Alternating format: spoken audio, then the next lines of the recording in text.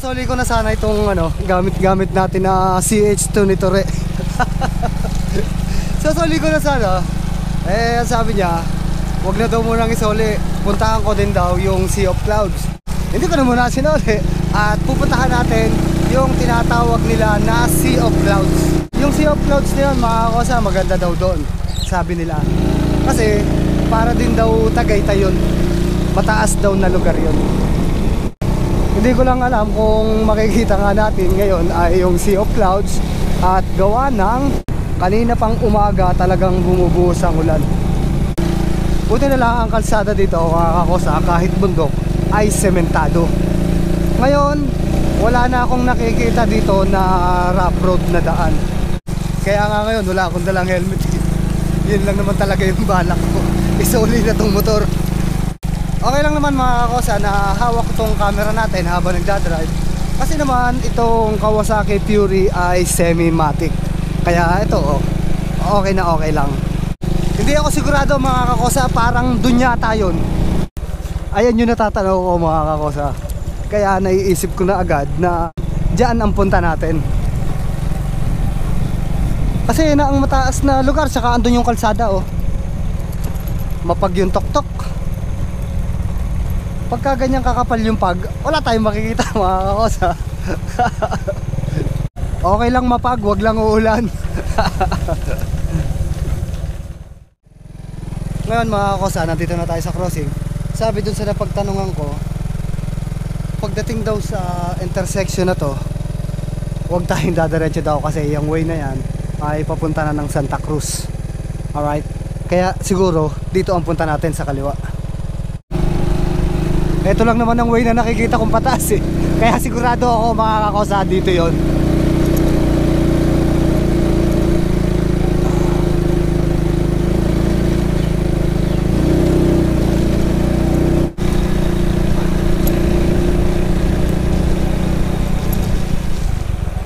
Wow, dito merong overlooking mga kakosa.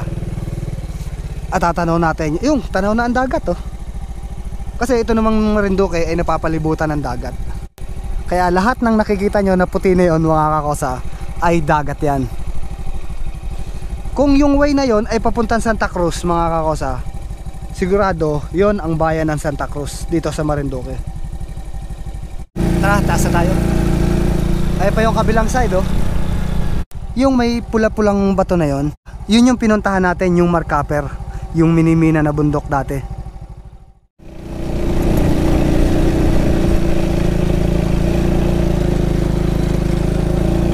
May bahay din dito sa tuktok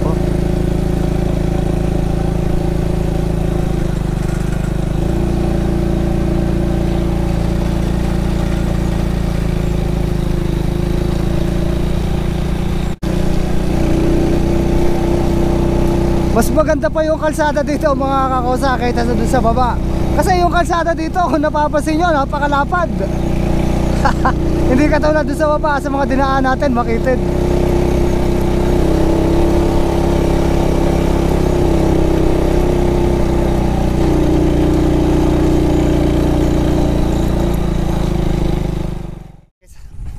Mas maganda ang pwesto dito mga kakosa kaysa dun sa unang tinignan natin. Kaso dahil nga sa pag, hindi natin makita yung bulubundukin nitong Marinduque. Ang lakas ng hangin dito. Hindi lang dito tayo pupunta mga kakosa. Dadiretsuhin pa natin yung kalsada at titingnan natin kung meron pa yan papunta dun sa taas. Ayan na yung pag mga kakosa pababa na ng pababa. Kala ko usa, aso pala.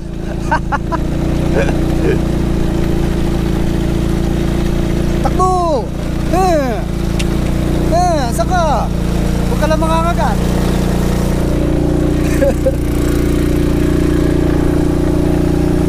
Ayun na, palamig na ng palamig. Palamig na ng palamig mga kakosa. Ayan na, ang pag. Bumaba na nga. Woo!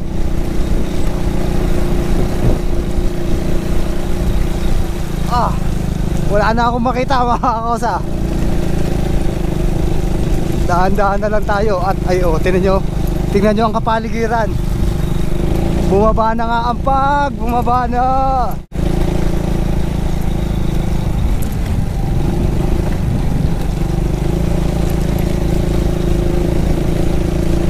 Wala na tayong makita.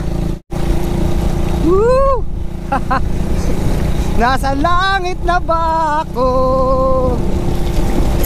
Sa langit wala ang biro.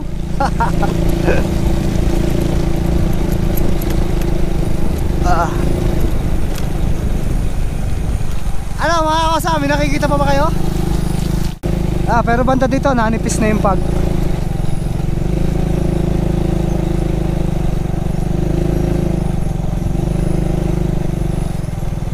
Yun lang yata yun mga kosa.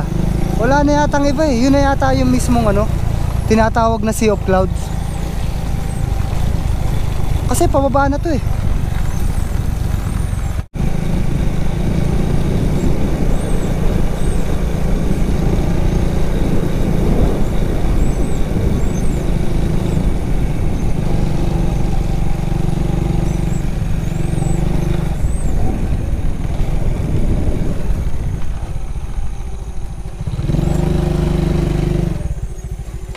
Ngayon mga kakosa, ang kagandahan lang, nung bumaba tayo galing dun sa view deck, meron ditong tindahan. Tapos may napansin din ako na room for rent. Meron din pala rito sila. Siguro sa mga malalayo na pupunta rito, ayan, meron ditong room for rent. Kaya ano po yung Sea of Cloud na tinatawag, yun dun po sa may taas na doon? Yung Sea Clouds, makikita mo lang yan sa umaga. Opo, pero yun po yung doon sa may bandang taas. Meron dyan sa baba, meron sa taas. Bukod pa po yung nandito sa baba. Okay po. So yun, sabi ni Kuya, yung Sea of Clouds pala na hinahanap natin mga kakosa, ay makikita lang natin tuwing 5 AM in the morning. Hanggat hindi pa nasikat ang araw, doon natin makikita yung Sea of Clouds. Yung palang pinuntahan natin doon kanina, overlooking lang yon. Ang Sea of Clouds talaga na tinatawag ay doon pa sa may banda sa baba. Sa Hinapulan. Hinapulan na po yun. Yun. Makikita mo doon, I love Sea of Clouds, Hinapulan, Barangay Hinapulan, doon sa boundary. Okay, sige po. Kagandahan lang sa tindahan na to, meron silang tindahan na lugaw with egg. Then minsan daw, meron din silang pansit at pwede ka rin magpaluto ng mga pansit canton. Pwede rin kayong umorder ng kanin silog. Pwede din daw pala kayong mag-inom dito, sabi ni Kuya. Kahit anong oras, basta may customer, nandito siya. Mapadaan kayo ng alanganing oras at sarado. Katukin nyo lang daw si Kuya dito at dito raw siya natutulog. Kung ayaw nyo naman mag-upa ng room na for rent, meron silang pinarerent dito na yang tent. Then sa rent nitong tent ay 300 daw yan. Magdamag na yan. Ngayon mga kakosa, kung hindi man natin makita yung Sea of Clouds, eto pakita ko sa inyo na. Eto, nasa t-shirt na, nakatatak na dito sa t-shirt. Kung umaga tayo pupunta, yan ang makikita natin. Yan ang tinatawag nila na Sea of Clouds. Dahil nga sa malamig ang panahon dito mga kakosa, masarap kumain ng mainit na lugaw. Okay, sige Kuya, salamat. Okay. Alright. So yun, masarap magbiyahe ngayon kasi nainitan na yung sikmura ko. Masarap yung lugaw ni Kuya. Pag mula dito sa may tindahan na kinainan ko mga kakosa, meron na lang daw na 1 kilometer bago makarating sa may Sea of Clouds.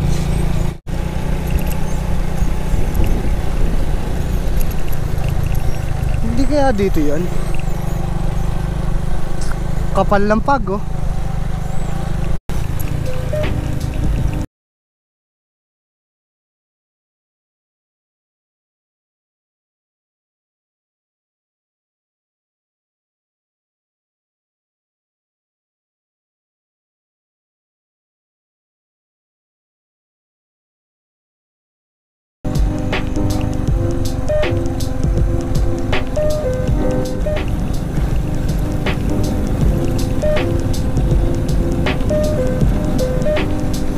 Palusong na talaga to.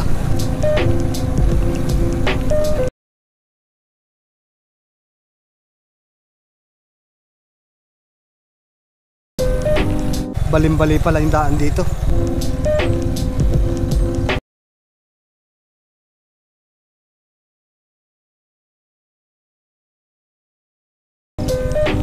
Ngayon nakikita natin maigi itong palibot ng bundok. Kasi yung pag ay nasa taas na. Saan dito?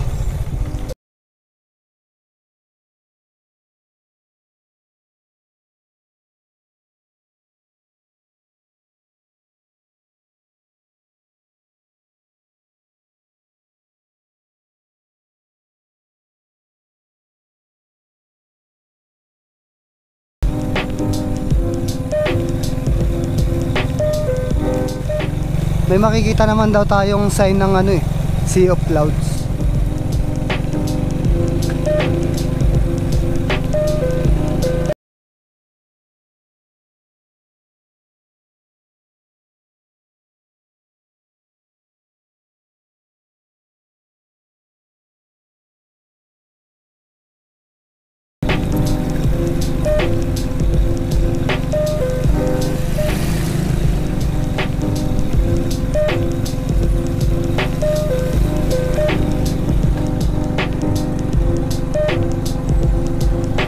Delikado dito oh.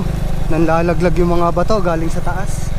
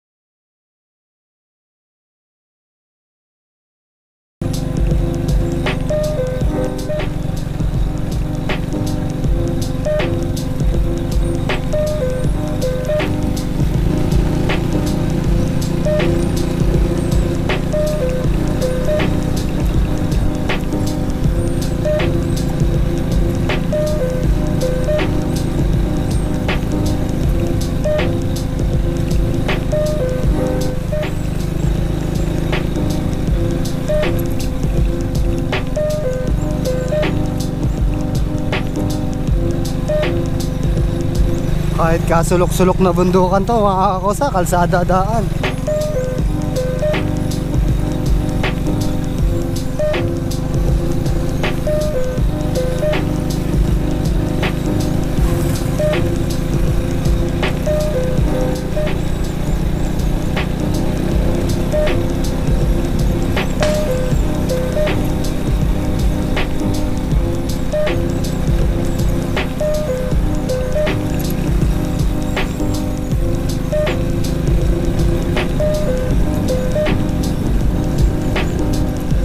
Welcome to Barangay Hinapulan. I love Sea of Clouds.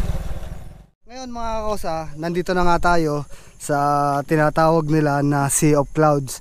Dito naiipon yung mga ulap na hindi agad nakakataas. Ulitin ko lang, sabi ni Kuya, makikita dito ang Sea of Clouds mga 5 AM in the morning hanggat hindi pa sumisikat ang araw. Dahil nga sa nakapalibot yung bundok dito, kaya hindi agad nag-evaporate yung ulap at kaya nai-stuck siya dito. Dapat sana itong lugar na to mga kakosa, malagyan talaga ng view deck na magandang pwesto para kung may dumarayo dito, merong napagtatambayan talaga na view deck para makitang mabuti yung Sea of Clouds dito. Nasa kalagitnaan na pa ng bundok to mga kakosa. Tingnan nyo palibot natin oh. Puro bundok talaga yan. Sabi ni Kuya na dumaan, hindi lang naman daw pala ito ang tinatawag na Sea of Clouds. Dahil lahat din yan, meron din daw dyan. Basta buong paligid na to mga kakosa. Naandito daw ang ulap, nasa uba, talagang wala daw makita. A few moments later. Nakaalis agad ako dun sa pwesto natin kanina, dun sa may Sea of Clouds. Paano kaya? Akala ko ulap yung naababa. Yung pala, ulan na, kaya dali-dali ko pinatay yung camera. Ngayon, bumaba na uli yung pag eh. Kaya medyo malabo na uli sa kalsada oh. Kita-kita nyo naman oh. Baka mimiya, ang kasunod niyan, ulan na naman. May ginayin makababa na ako. Ala na, makakakosa. Ulap na, nakikita natin oh.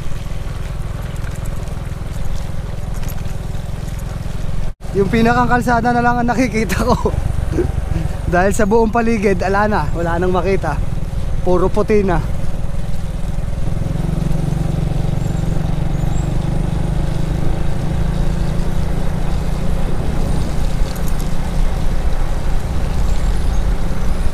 Kaya naman sobrang lamig talaga dito.